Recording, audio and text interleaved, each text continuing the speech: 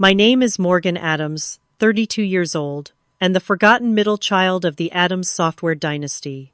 Arriving at our Boston mansion for Thanksgiving, I noticed Dad checking his phone, obsessively whispering to Mom with unusual excitement.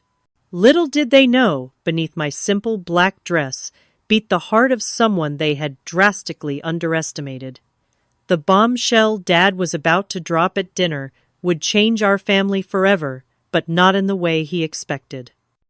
If you are watching this from a family business situation, drop a comment below and subscribe to see how I turned my father's betrayal into the sweetest revenge that changed our family forever. I grew up in Brookline, one of Boston's wealthiest suburbs, in a sprawling colonial with 6 bedrooms, a heated indoor pool, and a lawn that required 3 gardeners to maintain. From the outside, we were the picture-perfect American success story. My grandfather Robert Adams started Adams Software Solutions in his garage back in 1978 with nothing but a second-hand computer and a revolutionary idea for inventory management software. He built it from nothing into a regional powerhouse before my father Harold Adams took over in 1995. Dad expanded the company aggressively.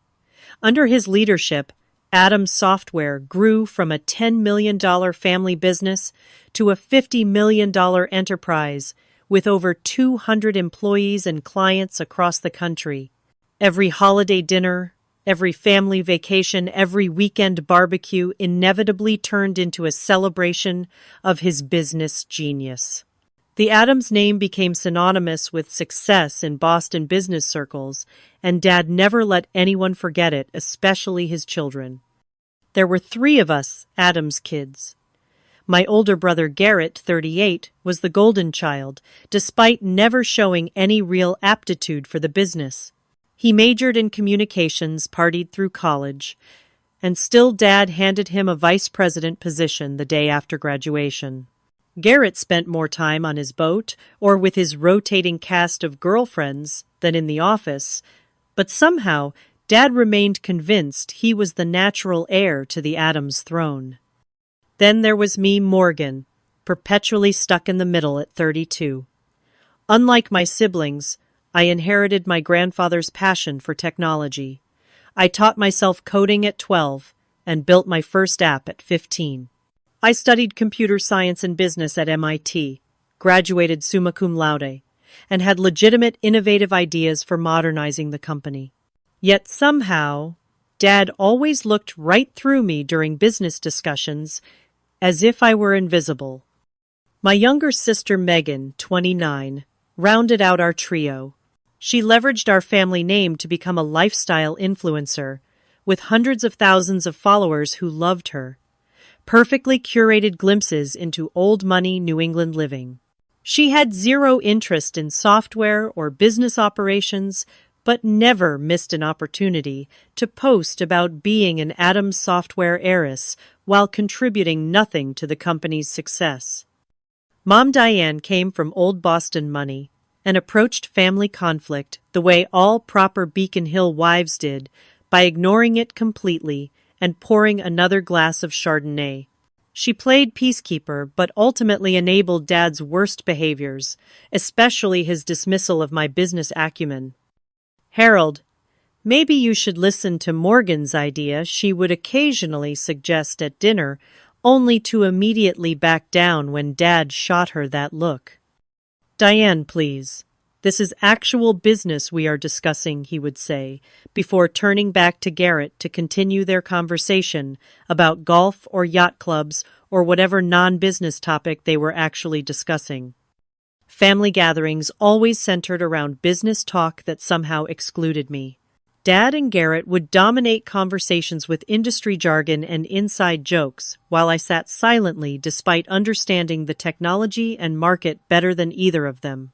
If I tried to contribute, Dad would smile condescendingly and say something like, "That is sweet, Morgan, but leave the business discussions to the people who understand the real world." The breaking point came when I was 22. Fresh out of MIT with honors, I had developed a cloud-based integration solution that could have revolutionized our product line years before competitors entered that space. I spent months preparing a comprehensive business plan, market analysis, and technical specifications. Dad finally agreed to let me pitch during a board meeting, supposedly as a professional courtesy. I still remember walking into that mahogany-paneled boardroom, laptop and presentation materials in hand, heart pounding with a mixture of nervousness and excitement. The board members, all men in their 50s and 60s who had been Dad's friends for decades, watched with polite but distant expressions as I connected my laptop to the projector.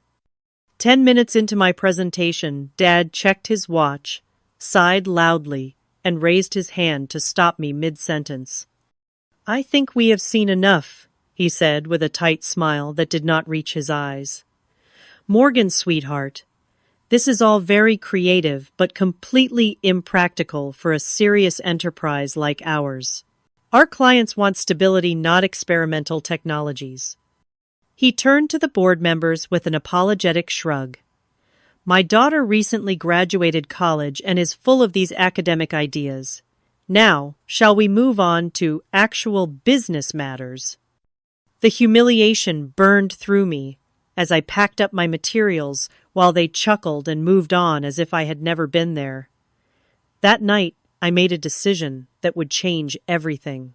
I would leave Boston and the family business behind. I would build something of my own, something so successful that even my father could not dismiss it. I moved to San Francisco with $5,000 in savings and nothing else. My parents assumed it was just a phase, a tantrum they indulged, with patronizing amusement. "She will be back when she runs out of money," I overheard Dad telling Mom on the phone during one of our increasingly rare calls. Those early years were brutal. My tiny studio apartment in a questionable neighborhood cost nearly my entire monthly budget. I survived on ramen noodles and coffee, working 80-hour weeks, first at entry-level coding jobs, then as a freelance developer. Every dollar I could save went into building my own company. I created Everest Holdings under the pseudonym M.E. Stone. The initials stood for Morgan Elizabeth, but nobody knew that. I wanted my success or failure to be completely disconnected from the Adams name. I started small, developing custom enterprise solutions for startups, reinvesting every profit. By year 3, I had 10 employees and a real office in Soma. The breakthrough came when I developed a proprietary integration platform that allowed legacy systems to communicate seamlessly with modern cloud services, ironically similar to what I had pitched to my father years earlier. Venture capital came calling, but I maintained majority ownership, determined to control my destiny. Over the next 7 years, I strategically acquired smaller tech companies that complemented our services. Everest Holdings grew to a $200 million valuation with offices in 3 cities. Throughout it all, I maintained my pseudonym in all business dealings. In the tech world, M.E. Stone was known as a brilliant, reclusive founder who rarely gave interviews or appeared at industry events. When I absolutely had to make public appearances, I used subtle changes to my appearance and let my COO do most of the talking. My family remained completely unaware of my success. During holiday calls and occasional visits, I kept conversations vague, describing my work as doing okay or still figuring things out. Dad never pressed for details, as he had already written off my career as inconsequential. This suited me perfectly as I built Everest into something that would one day shock them all. What they did not know was that for the past year, I had been strategically acquiring shares in companies that were key suppliers and clients of Adams Software. I studied their quarterly reports, identified their weaknesses, and positioned Everest as the perfect buyer to take Adams Software to the next level. 6 months ago, I had my CFO send an anonymous acquisition offer through a third party, which my father predictably rejected without proper consideration. Now, 10 years after being humiliated in that boardroom, I was returning home for Thanksgiving with a plan that would change everything. Adam's software was struggling with outdated technology and losing market share. My father did not know it yet, but I was about to become his worst nightmare and his only salvation. The week before Thanksgiving, I was in my corner office overlooking San Francisco Bay, finalizing the paperwork for what would be the most important deal of my life. My assistant knocked and entered with my travel itinerary. "Your private jet is confirmed for Tuesday at 11 a.m., she said, placing the folder on my desk. "Are you sure you do not want to bring your executive team to Boston for the signing?" I shook my head. "This is personal. I need to handle it alone." After she left, my phone rang. It was Isabella, my best friend, since those early struggling days when we shared a wall in adjacent studio apartments. "Are you really going through with this family Thanksgiving charade?" she asked, without preamble. "After everything they did, after 2 years of barely speaking to them." I sighed, spinning in my chair to face the window. "I have to be there in person when it happens, Izzy. I need to see his face." "I remember the last Christmas disaster," she said carefully. "Your father announced Garrett's promotion to executive vice president while you sat there with your unacknowledged Series B funding round. You came back to California and did not speak to them for months." The memory stung. Dad had raised a toast to the future of Adam's software while looking directly at my brother, who had been too hungover to contribute anything meaningful to the strategy meeting earlier that day. "This time will be different," I promised. "Everything changes this Thanksgiving." I spent the evening packing, deliberately choosing my wardrobe to make a statement. Gone were the casual clothes my family associated with me. Instead, I packed Armani suits, a Chanel dress for Thanksgiving dinner, Louboutin heels, and the subtle signifiers of success that only the wealthy recognize: a Patek Philippe watch, a Bottega Veneta handbag, small diamond earrings from Tiffany. None of it ostentatious, all of it unmistakably expensive. After years of deliberately downplaying my success around my family, I wanted them to see glimpses of it before the final revelation. Tuesday morning, I boarded the private jet I rarely used, preferring commercial flights despite my wealth. This trip warranted the exception. During the 5-hour flight, I reviewed the contract once more, ensuring every detail was perfect. The irony was not lost on me that for years I had flown coach to Boston, eating airplane peanuts and squeezing into middle seats while building the empire that would now allow me to arrive in style. The jet landed at a private airfield outside Boston. A black Bentley waited on the tarmac, another unusual indulgence I had arranged specifically for this trip. As we drove through familiar neighborhoods toward Brookline, I felt a strange mixture of nostalgia and determination hardening within me. The Addams family estate looked exactly as it always had: imposing colonial architecture, perfectly manicured grounds, now dusted with November snow, a wreath already hanging on the door in preparation for the holiday season. I instructed the driver to wait, then took a deep breath before walking up the steps I had climbed thousands of times before. Mom answered the door herself, bypassing the housekeeper in her eagerness to see me. Her eyes widened slightly as she took in my appearance. "Morgan, darling," she said, embracing me, with the scent of expensive perfume and the faint note of midday wine on her breath. "You look different." "Is that a Rolex?" "Patek Philippe, actually," I said, returning her hug. "Good to see you, Mom."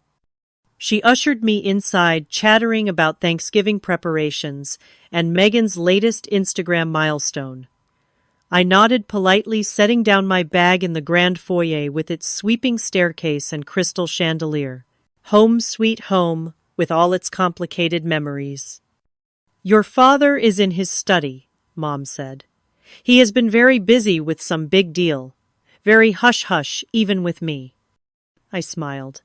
I will say hello before I settle in. Dad's study had always been somewhat forbidden territory, a masculine sanctuary of leather mahogany and business journals. I knocked once and entered without waiting for a response, a small act of defiance. He looked up from his desk, reading glasses perched on his nose, surprise flickering across his face, before settling into his usual mild disinterest. Morgan, you made it. He stood for a brief, awkward hug, then gestured vaguely toward the chair across from his desk. The trip from California was good. Very smooth, I said, deliberately not taking the offered seat. I flew private. Saves time. A momentary confusion crossed his features. Private, that must have been expensive. I shrugged. Business is good. Before he could inquire further, his phone rang, and with a perfunctory, "Excuse me, this is important," he turned away to answer it. I used the opportunity to glance at the papers on his desk. There it was, the Everest Holdings acquisition proposal, with my company logo prominently displayed. My heart raced, but I maintained my composure as he finished his call. "Sorry about that," he said hastily, gathering the papers into a folder. "Big things happening at the company. You would not understand." The familiar dismissal rolled off me like water now. "Of course, Dad. I will let you get back to it." I left his study and headed upstairs to my old bedroom, which Mom had maintained as a shrine to my teenage self. Debate trophies, computer science awards, and MIT pennants still adorned the walls, dusty testaments to achievements that had never impressed the one person whose approval I had sought most. After freshening up, I headed downstairs and found Garrett in the living room, already drinking scotch at 3 in the afternoon. He had our father's tall frame and confident posture, but years of privileged indulgence had softened him around the middle. "Well, well, the prodigal sister returns," he said, raising his glass in mock toast. "Still playing with computers in California." "Something like that," I replied with a tight smile. "How is your little startup doing? Making any money yet?" His condescension was so familiar it almost felt like home. Before I could answer, Megan burst into the room, phone held at the perfect angle to capture her entrance for her Instagram followers. "Morgan is here, everyone. Family reunion time," she announced to her phone, before air kissing my cheeks. "You look expensive, sis. Did you finally find yourself a rich boyfriend?" "No, just working hard," I said, stepping out of her camera frame. Garrett brought his new girlfriend Megan stage, whispered, still recording. "Amber. She is 24 and does yoga. Like, professionally." On cue, a willowy blonde entered the room wearing designer jeans and a cashmere sweater that highlighted her perfect figure. Garrett immediately pulled her to his side with proprietary pride. "Amber, this is my sister Morgan. She lives in San Francisco and does tech stuff." His vague wave dismissed a decade of my professional accomplishments. "Oh my God, I love San Francisco," Amber gushed. "The shopping is amazing." Our awkward small talk was interrupted by the sound of Dad's raised voice from his study. Though the words were muffled, his excited tone carried through the house. "Yes, absolutely. Tomorrow after Thanksgiving, 50 million is the final offer. Everest Holdings has been very insistent on the terms." I excused myself to the kitchen, needing a moment alone. The household staff had always been kinder to me than my own family. Maria, our housekeeper of 20 years, was preparing vegetables for tomorrow's feast. "Miss Morgan," she smiled warmly, "it is good to see you. You look well. California agrees with you." "Thanks, Maria. Need any help?" She shook her head. "Your mother wants everything perfect for tomorrow. Big day, she says. Your father has news." I nodded, wondering if the entire household staff knew about the sale before his own children did. So I gathered. The pre-dinner drinks hour was excruciating. Mom fluttered about with forced cheerfulness. Dad checked his phone every 3 minutes. Garrett bragged about his new boat to anyone who would listen, and Megan documented everything for her followers. I sipped my wine slowly, observing the family dynamics with new eyes. No longer the hurt daughter seeking validation, but a successful businesswoman about to change the game entirely. "Dinner is ready," Mom finally announced, ushering us toward the formal dining room where the family had gathered for holiday meals for 3 generations. I took a deep breath and followed them, knowing that by the time dessert was served, nothing would ever be the same. The Addams family Thanksgiving dinner had always been a formal affair. The massive mahogany dining table gleamed under the light of the crystal chandelier, set with the Wedgwood china that only emerged for special occasions. Sterling silver candelabras held ivory tapered candles, casting a warm glow over the autumnal centerpiece of pumpkins, gourds, and fall foliage that Mom had undoubtedly commissioned from the most expensive florist in Boston. I noted with mild amusement that I had been seated at the far end of the table, as far from Dad at the head as physically possible. Typical. Garrett sat at Dad's right hand, with Amber beside him, while Megan occupied the spot to Dad's left. Mom took her traditional place at the opposite end with me, beside her, symbolically separated from the inner circle of family business by the length of polished wood between us. Maria and the kitchen staff brought out course after course: butternut squash soup, garnished with creme fraiche harvest salad, with candied walnuts and cranberries, and finally the turkey, a 25-pound bird roasted to golden perfection, accompanied by all the traditional sides. Dad carved with ceremonial precision, while Megan filmed for her social media, providing running commentary. And here is Daddy carving the turkey just like his father before him, continuing the Addams family tradition of excellence in everything they do. I caught Mom wincing slightly at Megan's performance before taking a large sip of her wine. By my count, it was her 4th glass since I had arrived. Once our plates were filled, Dad raised his glass for the traditional Addams family gratitude ritual, another performance where we each shared what we were thankful for this year. It had once been meaningful, before it devolved into a competitive status report. Garrett went first, as the eldest always did.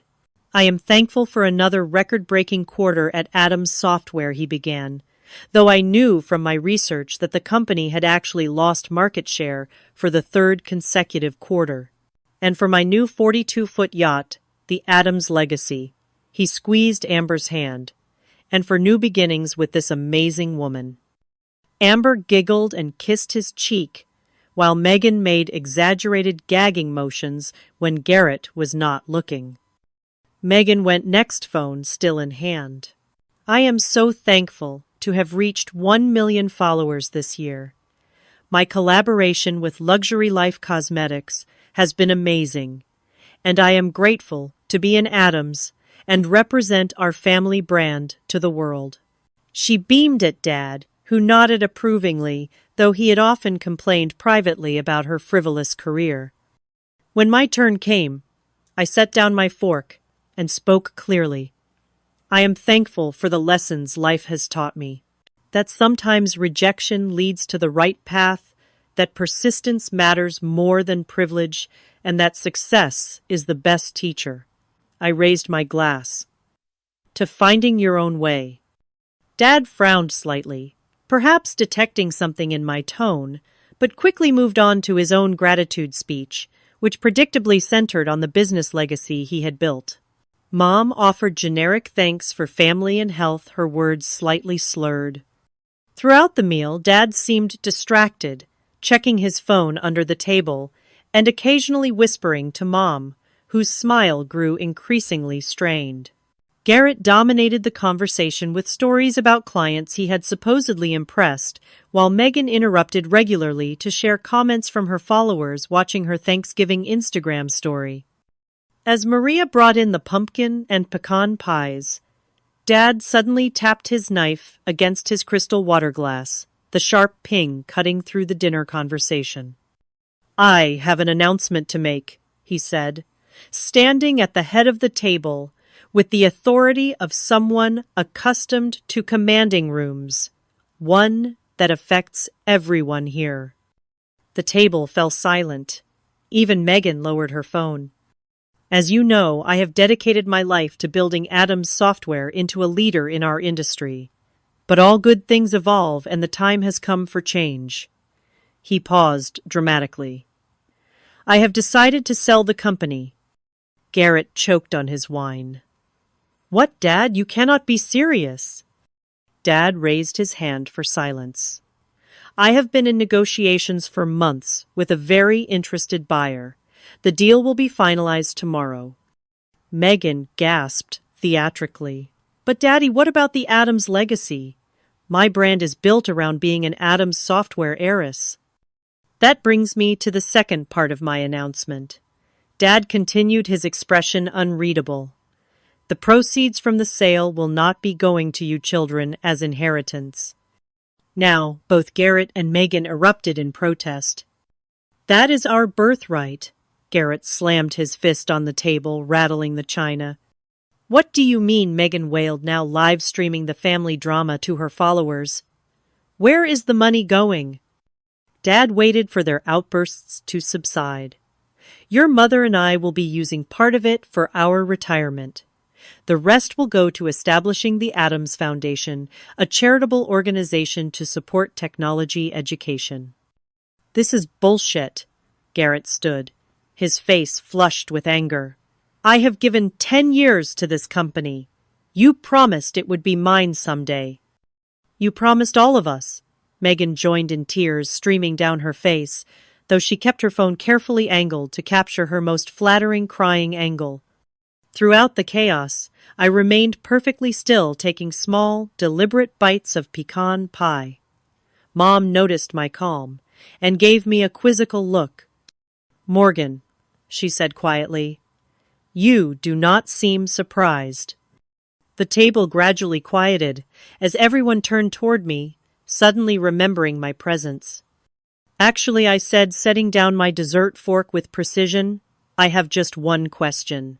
I looked directly at my father. "Who is the buyer?" Dad's chest puffed with pride, pleased to have important information that we did not. "A very successful tech investment firm called Everest Holdings. They are paying $50 million, which is more than generous given our recent market challenges." I took a sip of water, using the moment to steady myself for what came next. The room felt charged with a strange electricity, the moment suspended between the past and future.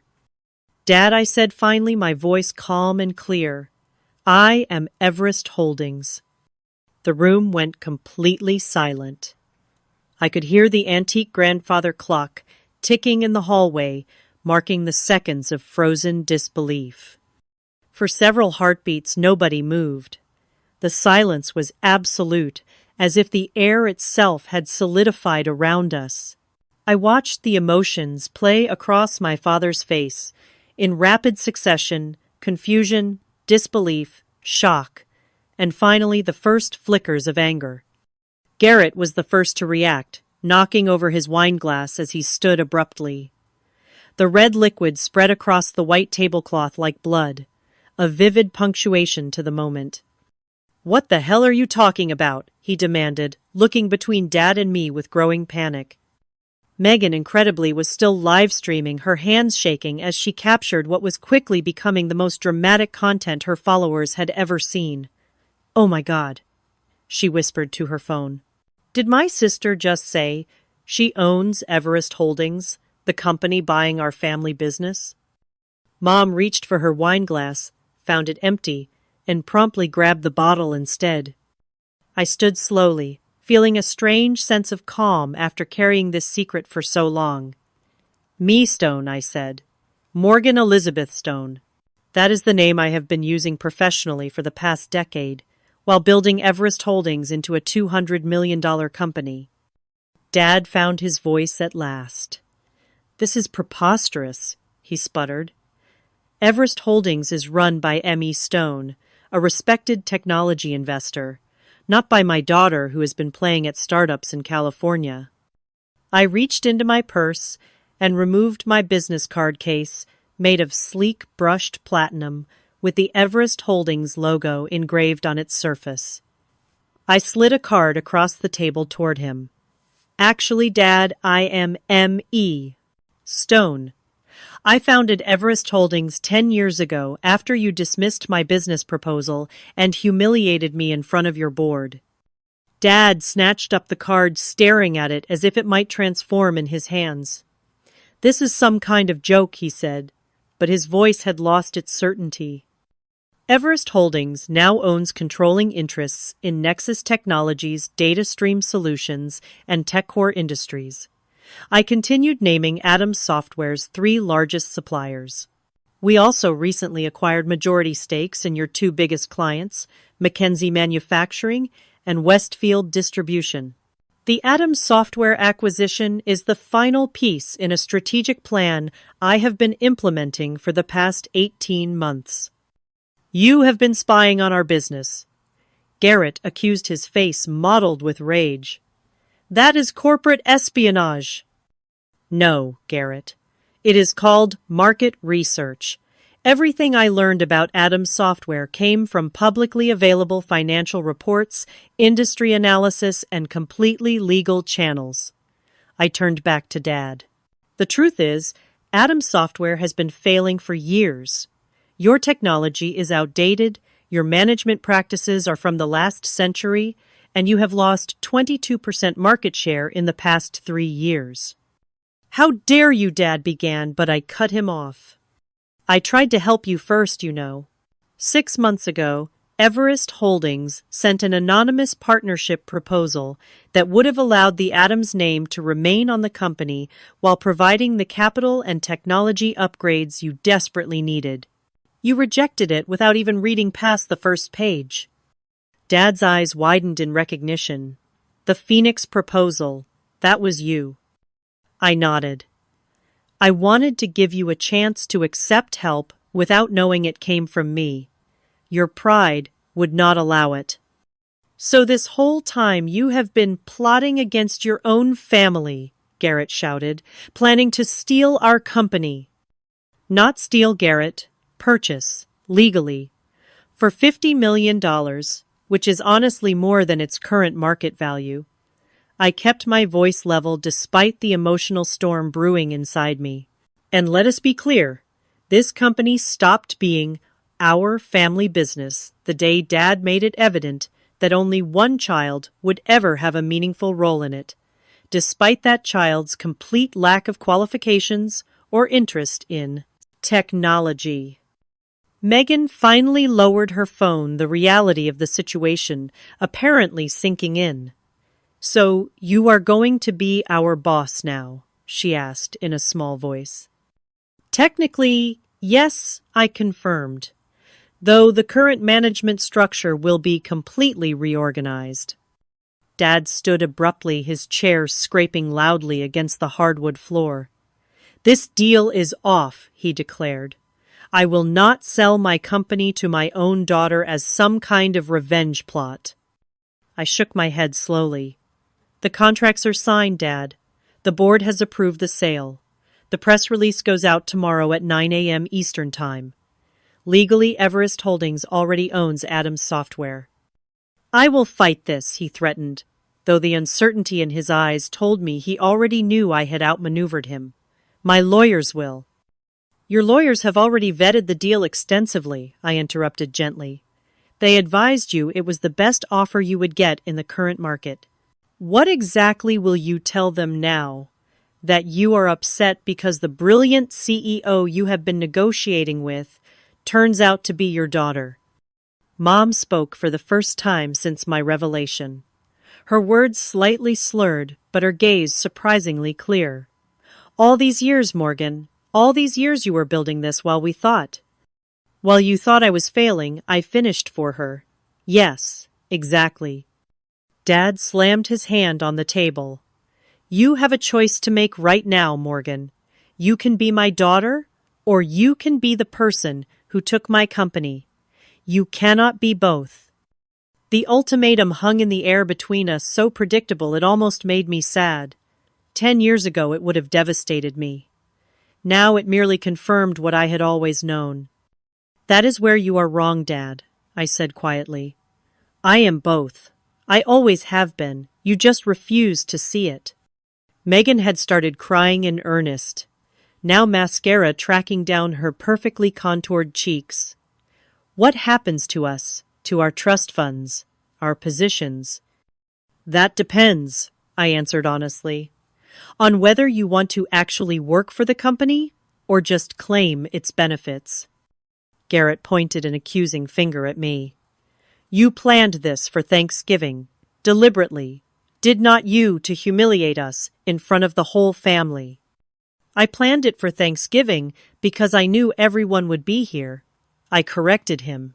And because 10 years ago at Thanksgiving dinner, Dad announced that he was promoting you to vice president, despite your complete lack of qualifications, while telling me my degree from MIT and 3 years of coding experience was not enough to warrant even an entry-level management position. Dad's face flushed at the reminder. That was different. Garrett is my son, my firstborn. And there it is, I said softly. The real reason I was never given a chance. Not my ideas, not my education, not my work ethic, just my gender. The painful truth silenced the room again. Even Garrett had the grace to look uncomfortable. This conversation is over, Dad finally declared. Everyone out. I need to call my attorneys. He stormed from the dining room, the sound of his study doors slamming, echoing through the house moments later. Mom rose unsteadily to her feet. I should go check on him, she murmured, though she paused beside my chair. Are you really worth $200 million? I nodded. And all those times you could not come home for Christmas because you said you could not afford the plane ticket. I was running a company, Mom, and I needed you all to keep underestimating me. She touched my shoulder briefly, an unreadable expression on her face, then followed after Dad. As the dining room emptied, I remained seated, looking at the abandoned Thanksgiving feast around me. The turkey had grown cold, the candles burned low, and the family I had once desperately wanted to impress had scattered in shock and anger. It should have felt like victory. Instead, a hollow ache spread through my chest as I realized that while I had finally earned their attention, I was further than ever from earning their understanding. I retreated to my childhood bedroom as the house descended into chaos below. Through the floor, I could hear Dad shouting on the phone, presumably to his lawyers, while Mom's placating tones rose and fell in counterpoint. Occasionally, Garrett's angry voice would join the cacophony, followed by Megan's dramatic wailing. My old room remained frozen in time, a museum to the person I had been. The twin bed with its navy blue comforter, the desk where I had spent countless hours coding and dreaming, the bookshelves, lined with computer science textbooks, and the few fantasy novels I had allowed myself as rare indulgences. Debate trophies and academic medals gathered dust on the shelves, achievements that had never impressed the one person whose approval I had sought most. I ran my fingers along the spines of my old journals, pulling one out at random. Inside were detailed business plans, algorithm sketches, and notes for the very cloud integration platform that had eventually become Everest's flagship product. The irony was not lost on me that everything I had built had begun right here in the room where I had felt most invisible.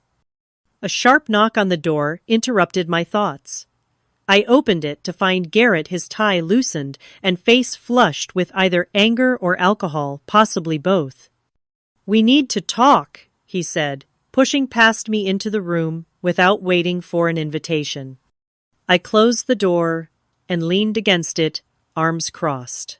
"About what, Garrett? How I ruined your Thanksgiving, or how you plan to inherit a company you helped run into the ground." "You think you are so clever," he hissed, pacing the small space like a caged animal. "Little Morgan with her computers and her secret identity. Did you enjoy lying to our faces all these years?" "About as much as you enjoyed taking credit for my ideas," I replied evenly. "Remember when I suggested Adams Software should move to cloud-based solutions 6 years ago during Christmas dinner? Dad dismissed it as trendy tech jargon. But somehow, 3 months later, you presented the exact same concept as your own strategic vision." Garrett stopped pacing, his expression darkening. "I was the one who stayed. I was the one who put in the time at the company while you ran off to California to prove some point." "You put in time, yes. But what did you actually contribute, Garrett? Besides expenses on the company credit card for client dinners at strip clubs and a corner office you used primarily for naps between hangovers," his face contorted with fury. "You do not know what you are talking about. I brought in the Westfield account." Westfield came to Adams Software because I personally reached out to their CTO as M.E. Stone and recommended your services as part of my long-term acquisition strategy, I informed him. "And I know exactly what I am talking about because I have been auditing the company remotely for the past year as part of my due diligence, including the financial records you thought were only accessible on the local server." The color drained from his face. "What are you saying?" "I know about the $300,000 you embezzled through fake vendor accounts, Garrett. I know about the phantom consulting fees that went directly to your personal offshore account. I know everything." He took a threatening step toward me. "You cannot prove any of that." "I have transaction records, account numbers, and IP logs showing the falsified entries came from your office computer on days when only you were present in the building." I held his gaze steadily. "I am not planning to pursue criminal charges, Garrett. That would hurt the company during the transition. But do not test me." "You bitch!" he whispered, hands clenching into fists at his sides. "You would destroy your own brother." "I would hold accountable a thief who happens to be related to me." I corrected him. "There is a difference." We stood in tense silence until he finally turned away. "This is not over," he warned, yanking open the door. "Actually it is," I said to his retreating back. "You just do not realize it yet." I had barely closed the door when another knock came. This time it was Megan, her makeup freshly touched up despite the tear tracks still visible on her cheeks. "So you are like a secret millionaire," she said, without preamble, entering my room and immediately sitting on my bed. "That is actually kind of badass." I could not help but laugh at her rapid pivot. "Is that what you were going with 5 minutes ago? You were crying about losing your heiress status?" She shrugged, examining her manicure. "I am adaptable. It is essential for influencer longevity."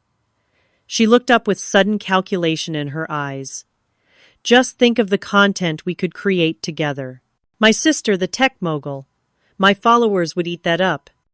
"Is that why you are here, Megan? To propose a business collaboration?" "More like a mutual arrangement," she said, smoothing her dress. "You need a media presence for your company that humanizes you, and I need an authentic connection to actual business success, instead of just looking pretty with products." The nakedly transactional nature of her proposal was so typically Megan that I almost admired it. "And what about actually working for the company, learning the business, contributing something beyond your Instagram aesthetic?" She wrinkled her nose. God, no. Coding is boring and business meetings make me want to die. But I could be like the brand ambassador, the face of the company for the lifestyle market, the face of an enterprise software integration platform for the lifestyle market, I repeated slowly. Do you hear yourself? Megan stood straightening her shoulders. Fine, mock me like everyone else in this family. But my social media skills are actually valuable in today's market, whether you respect them or not. I have built my own brand from nothing, just like you did. The parallel had never occurred to me before, and I found myself momentarily speechless. There was a strange kind of truth to it, though our methods and values diverged dramatically. I will think about it, I said finally, but not tonight. She nodded, apparently satisfied with even this small concession.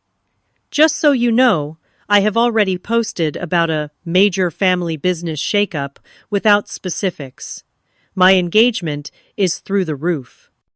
After she left, I sat at my old desk, powering up my laptop, to check on the final details for tomorrow's announcement. A gentle knock interrupted me again. Come in, I called, expecting perhaps Maria with tea or one of the household staff. Instead, Mom entered looking surprisingly sober given the amount of wine she had consumed at dinner. She had changed from her dinner dress into a cashmere sweater and slacks her armor of Boston society wife temporarily set aside. Your father has locked himself in his study with a bottle of scotch and the company bylaws, she said, settling into the window seat where she used to sit and read me stories as a child. He is convinced there must be some loophole to stop the sale. There is not, I said simply. His lawyers already confirmed it. She nodded, looking around the room thoughtfully. You know I kept everything exactly as you left it. I always thought you would come back once you got this rebellion out of your system. It was never a rebellion, Mom. It was a career, a life. $200 million, she mused, shaking her head slightly. My little girl built a company worth $200 million in secret, while we all thought you were struggling. I turned to face her fully. You could have asked Mom. Any of you could have shown genuine interest in what I was doing, but none of you ever really wanted to know. Tears welled in her eyes. I knew Morgan. Not the details, not the scale of your success, but I knew you were special. I saw it when you were little, the way your mind worked differently, how you understood things the rest of us could not grasp. She wiped at her cheeks. I just did not know how to help you in a family like ours, with a man like your father. You could have stood up for me, I said, the old hurt rising unexpectedly in my throat. All those times he dismissed me, humiliated me. You just sat there. I was wrong, she admitted quietly. I told myself I was keeping the peace, being a supportive wife. But I failed as a mother when you needed an advocate. The simple acknowledgement pierced something long frozen inside me. I had come prepared for anger, for accusations, even for legal threats. I had not prepared for genuine remorse. What happens now? Mom asked, after a long silence. Tomorrow morning, the acquisition becomes public. Adams Software will become a subsidiary of Everest Holdings. The company name will remain for now, but operations will be completely restructured. I hesitated, then added, Dad and Garrett will be offered advisory positions with no actual authority if they want them, mostly for appearances' sake during the transition. And you? Will you move back to Boston? I shook my head. I will remain in San Francisco. We will install a new management team here. She nodded, seeming to understand all I was not saying. That I had outgrown this house, this family dynamic, this version of myself. Your father may never forgive you for this, she warned softly. I know, I acknowledged. But this is not about forgiveness, Mom. It is about finally being seen. After she left, I worked until dawn preparing for the morning's confrontation, ignoring the texts from Isabella asking for updates. As the first gray light of morning filtered through my curtains, I changed into one of my Armani suits, styled my hair into a sleek chignon, and put on the subtle makeup that M.E. Stone was known for in her rare public appearances. The morning would bring either a new beginning for the Addams family or its final fracturing. Either way, I was ready. The kitchen was eerily quiet when I came down at 7 a.m.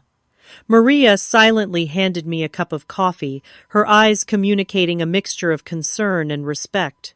The formal dining room had been cleared of last night's Thanksgiving disaster. No evidence remaining of the family explosion, except the lingering tension in the air. I checked my phone. 3 missed calls from my executive team, eager for updates on the acquisition announcement scheduled for 9 a.m. A text from Isabella. "Did you drop the bomb? Are they still breathing?" I had just finished responding when Dad appeared in the doorway of the kitchen. He looked older than he had yesterday, the lines around his eyes deeper, his normally perfect posture slightly stooped. He had clearly not slept. "My study, now." His tone left no room for discussion. I followed him down the hallway to the room that had always been the center of Addams' family power. The wood-paneled walls were covered with framed accolades, business journal covers featuring Dad Industry Awards, photos with politicians and celebrities. Conspicuously absent was any recognition of my achievements, though my MIT graduation photo sat on a side table, half hidden behind more prominent family pictures. Dad took his seat behind the massive desk, a position he had used to intimidate business rivals for decades. I chose not to sit in the visitor's chair, as expected, instead perching on the edge of the desk itself, a subtle repositioning of our power dynamic that did not go unnoticed. "My attorneys confirm what you said last night," he began, without preamble. "The sale is legally binding. The board vote was unanimous." "Of course it was," I replied. "Addams Software has been losing market share for 3 years. Your technology is outdated, your management structure is bloated, and your development pipeline is empty. The board recognized a good offer when they saw it." $50 million, he said, shaking his head. "The company was valued at $70 million just 2 years ago." "The company was overvalued 2 years ago," I corrected, "and I offered more than any other potential buyer would have. Most would have stripped the assets and dissolved the Addams name entirely." He looked up sharply. "And is that your plan, to erase your own family legacy?" "Number. Despite everything, I respect what grandfather built and what you expanded. The Addams name stays, though the company structure will change significantly." For the first time, uncertainty crossed his features. "What exactly are your plans?" I had waited 10 years for him to ask my opinion on business matters. The irony was not lost on me. Addams Software will become the enterprise division of Everest Holdings, focusing on updating your legacy products and integrating them with our cloud platforms. We will retain approximately 60% of the current staff with significant changes to upper management. "And me?" he asked the question, clearly costing him. "You will be offered a position as chairman emeritus. No operational authority, but you will maintain an office and can advise on client relationships during the transition." His jaw tightened. "A figurehead role." "A respected advisory position," I countered, "with full benefits and a generous compensation package." He stood abruptly, walking to the window that overlooked the immaculately maintained garden. For a long moment he said nothing, his back to me, as he stared out at the property that generations of Addams' success had built. "How did you do it?" he finally asked, his voice quieter now. Build something that valuable when you had nothing. No connections, no startup capital. I had my education, I reminded him. The one thing you could not take from me. And I had tremendous motivation to prove you wrong. He turned back to face me. I expected you to fail. I know. Everyone does, you know. Fail, I mean. 90% of startups never make it past the first 3 years, I thought. He hesitated, seeming to struggle with the words. I thought I was protecting you from inevitable disappointment. By ensuring I never got the chance to try, I raised an eyebrow. That is not protection, Dad. That is control. He flinched slightly at the accusation. Perhaps. I built this company from what my father started.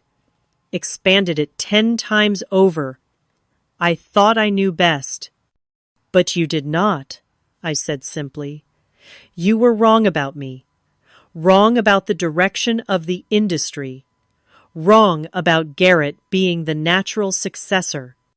At the mention of my brother, Dad's expression darkened. Garrett may have his flaws, but he has been loyal to this company. Garrett has been embezzling from the company for at least 3 years, I informed him bluntly. I have all the documentation. That is part of why I moved now before he could do more damage. Dad sank back into his chair, the shock of this new revelation apparently too much to process while standing. That cannot be true. $300,000 siphoned through fake vendor accounts. The evidence is irrefutable. Why would he need to steal? He makes a generous salary, has a trust fund. Gambling debts, I said. Sports betting mostly from what I can tell. Dad buried his face in his hands briefly, before looking back up, suddenly appearing every one of his 68 years. So both my son and my company were failing, and I was too blind to see either. The naked vulnerability in his admission caught me off guard. I had expected more anger, more accusations, not this broken acceptance. Not blind, I said, softening my tone slightly. Just looking in the wrong direction. A long silence stretched between us, filled with decades of misunderstanding and missed opportunities. When he finally spoke again, his voice had changed the arrogance, replaced with something approaching genuine curiosity. How did you do it? He asked. Really? No connections, no investors who knew the Adams name. How did you build something so successful? I considered deflecting, but there was something in his question that seemed sincere for the first time in our relationship. I started small, I explained. Freelance development work to build capital. Then I created a proprietary integration platform that solved a problem every enterprise company has, connecting legacy systems with modern cloud architecture. It was actually based on the proposal you dismissed when I was 22. A flicker of recognition crossed his face. The one with the middleware solution. I nodded, surprised he remembered even that much. Yes. I refined it, made it more adaptable. Used it to attract our first major clients. Reinvested every profit. Lived in a studio apartment eating ramen for 3 years to keep overhead low. Built a team of brilliant people who believed in the vision. Without the Adams name to open doors, he mused. Because of that, in some ways, I corrected. Being underestimated is a powerful position if you know how to use it. No one saw me coming. He almost smiled at that. Clearly not. Another silence fell, but different now, less hostile. I checked my watch. The press release goes out in 45 minutes. We should discuss next steps. What about Garrett and Megan? He asked. Garrett will be offered a choice. Resign quietly, with a reasonable severance, or face potential legal consequences for the embezzlement. Megan. I paused, considering. Megan actually made a compelling case last night for serving as a brand ambassador. Her social media skills are legitimately valuable in the right context. Dad looked genuinely surprised. You would keep them involved. After everything, this was never about destroying the family, Dad. It was about claiming my place in it on my terms. He nodded slowly, his gaze dropping to the papers on his desk, then rising again to meet mine with unexpected directness. You outmaneuvered me completely, he said, and I was startled to detect a note of something almost like pride in his voice. Your grandfather would have been impressed. Coming from him, it was as close to approval as I had ever received. I felt a complicated emotion rising in my chest. Not quite vindication, not quite forgiveness, but something hovering in the space between. I learned from watching you, I acknowledged, even when you did not think I was paying attention.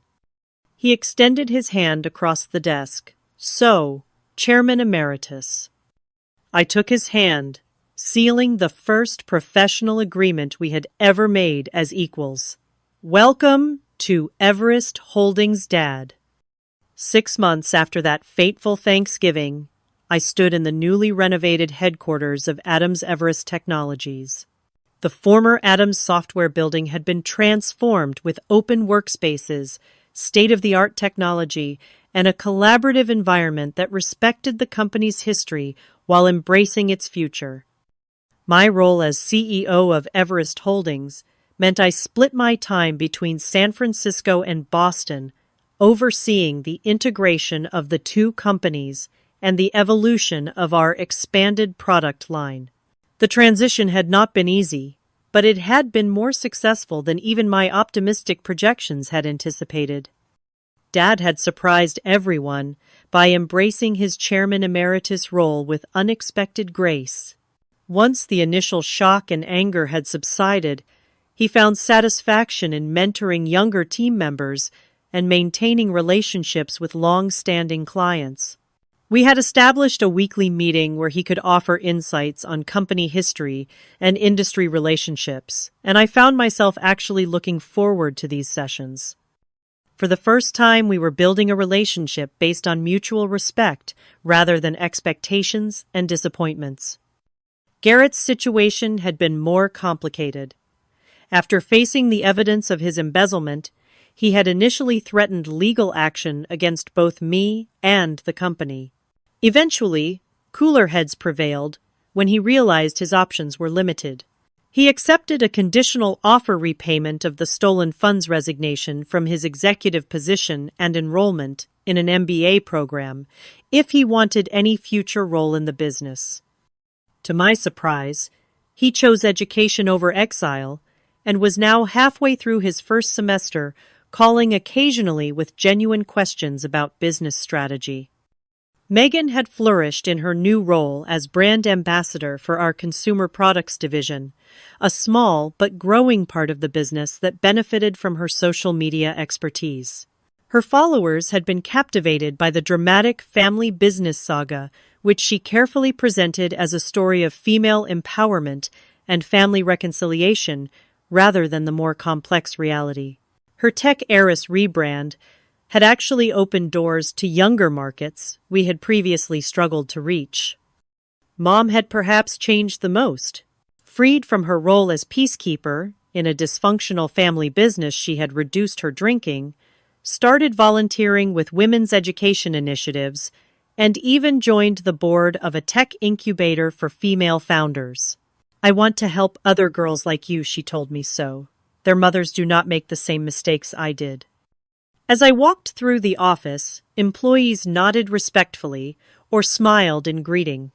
I was no longer Emmy Stone, the mysterious founder, nor Morgan Adams, the forgotten middle child. I was simply Morgan, the CEO, who had modernized a failing family business and created new opportunities for everyone involved. My assistant interrupted my thoughts. Your father is waiting in the conference room with the quarterly reports, she informed me. And your mother called to confirm dinner tonight with the potential investors. I thanked her and headed toward the meeting, pausing briefly by the newly installed company timeline in the main lobby. It displayed the evolution of Adam's software from my grandfather's garage startup to our current iteration as Adams Everest Technologies. My photo now hung alongside those of my grandfather and father, 3 generations of leadership with my own achievements listed with the same prominence as theirs. Thanksgiving was approaching again, and this year would be entirely different. We had planned a smaller, more intimate family dinner without the performative traditions that had dominated our previous gatherings. No formal gratitude ritual, no business posturing, just a family, still learning how to truly see and hear each other. The journey from rejection to leadership had been longer and more painful than I could have imagined when I left Boston 10 years ago. The challenges of merging family and business continued daily, requiring patience and perspective I was still developing. There had been moments when the weight of past hurts threatened to overwhelm the progress we had made, when old patterns of communication emerged in tense meetings or family dinners. The hardest part had not been the acquisition itself, but the ongoing work of building relationships that could withstand both our shared history and our current professional roles. Dad still occasionally slipped into his authoritarian approach before catching himself. I sometimes found myself unnecessarily defensive, anticipating dismissal that no longer came. Yet slowly, conversation by conversation, the Addams family was creating a new dynamic. Mom had hosted a dinner last month where, for the first time in my memory, everyone spoke equally, everyone listened, and no one stormed out in anger. Small victories, but meaningful ones. Perhaps the most profound moment had come unexpectedly during a late night at the office when Dad and I were reviewing the first quarter results after the merger. The numbers had exceeded all projections, with client retention at 98% and new contracts increasing revenue by 32%. "You know," he had said, quietly staring at the spreadsheet, "you have already accomplished more than I did in my first decade running this company." The simple acknowledgement had healed something in me that I had not realized was still broken. Not because I needed his validation professionally anymore, but because it represented the human recognition I had sought all along. The experience had taught me that success itself is not enough to heal family wounds. The satisfaction of proving myself had been sweet, but ultimately hollow, until it led to genuine connection. I had needed to learn that there is a difference between winning and resolving, between being right and being whole. As I entered the conference room where Dad waited with the quarterly reports, I reflected on how complex the journey had been from that Thanksgiving revelation to today. The lesson I carried forward was not that success is the best revenge, but that success without reconciliation leaves both sides poorer. True victory came not when I proved my father wrong, but when we both found a way to be right together. For anyone watching this who recognizes the painful dynamics of family business, who has felt invisible or undervalued by those who should see you most clearly, I hope my story offers both inspiration and caution. Building your own success is powerful, but healing family wounds requires more than professional achievement.